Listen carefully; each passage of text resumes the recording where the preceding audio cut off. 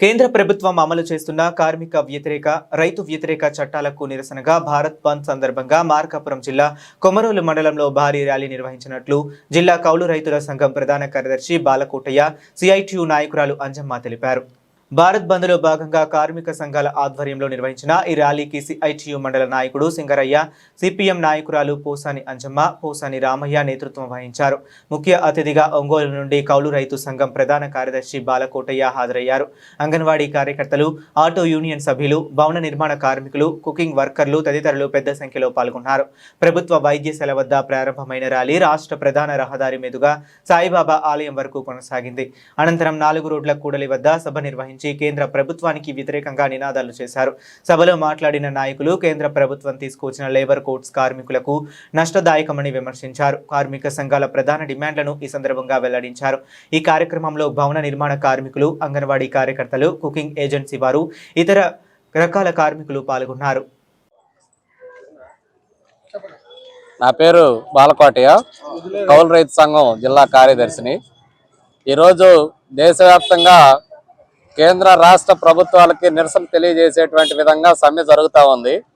ఈ సమ్మెలో contract, outsourcing, కార్మికులు, రైతులు, ఇతర అన్ని రకాల ఉద్యోగస్తులు కూడా ఈ సమ్మెకు ప్రత్యక్షంగా పరోక్షంగా మద్దతుని తెలియజేయటం అనేటువంటిది జరిగింది. ప్రధాన ఉద్దేశం మోడీ ప్రభుత్వం చట్టాలని మార్చేస్తూ ఉంది.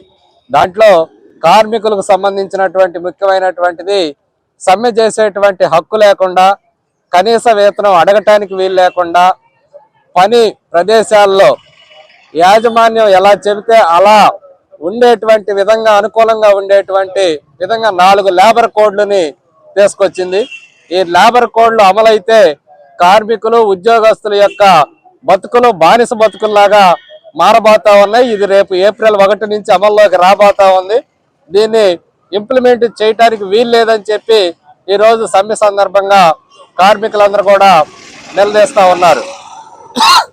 రెండోది, రైతులకు సంబంధించి కష్టపడి పండిస్తున్నారు. పండించినటువంటి పంటలు అమ్ముకునే దశకు వచ్చేసరికి కొనేటువంటి నాదుడు లేడు. మనం గత సంవత్సరం చూసాం, మన ఏరియాలో మనం పొగాకు పండించాం. కానీ పండించిన పొగాకు ఈ రోజుకు కూడా రోడ్ల మీద పడేయటం, కొనకపోవటం, ఈ స్థితిలో రైతులు ఆత్మహత్యలు చేసుకున్నటువంటి పరిస్థితిని కూడా మన కొమరోలు, గిద్దలూరు ప్రాంతాల్లో మనం చూసాం.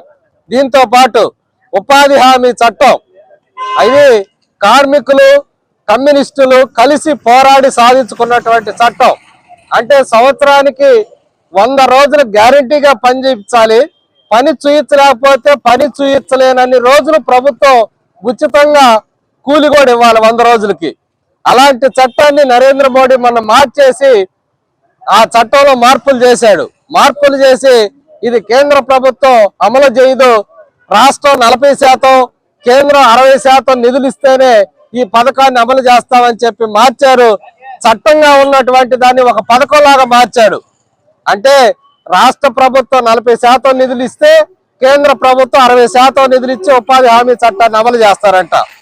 ఇప్పుడు ఆంధ్రప్రదేశ్ రాష్ట్రం అప్పుల్లో ఉన్నది. అప్పుల్లో ఉన్న రాష్ట్రం 6,000 కోట్ల రూపాయలు కేటాయించి ఉపాధి హామీ పథకాన్ని అమలు చేస్తుందా? అమలు చేసేటువంటి పరిస్థితే లేదు. అలాగే బీజేపీ అధికారంలో లేని రాష్ట్రాలు ఉన్నాయి, తెలంగాణ కానీ, కర్ణాటక కానీ, కేరళ కానీ. ఇట్లా అంటే బీజేపీ అధికారంలో లేని రాష్ట్రాలకి 60% నిధులు కేంద్ర ప్రభుత్వం ఇచ్చిద్దా? ఇప్పటి వరకు ఇవ్వలేదు, ఇప్పుడు కూడా ఇవ్వదు.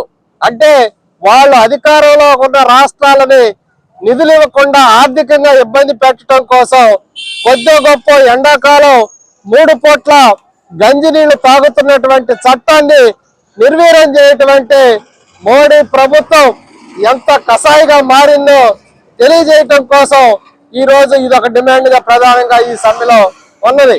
అందుకనే కార్మికులు, కర్షకులు, రైతులు అందరూ కలిసి ఈరోజు సమ్మె చేస్తున్నారు. ఇక్కడ కొమరోల్లో కూడా ఈ సందర్భంగా ర్యాలీ నిర్వహించాం. అన్ని సంఘాల నాయకులు, ఉద్యోగస్తులు అందరూ కూడా తమ నిరసనని తెలియజేస్తూ ఇప్పుడు ఇక్కడ నిరసన ర్యాలీ చేయటం అనేటువంటిది జరిగింది.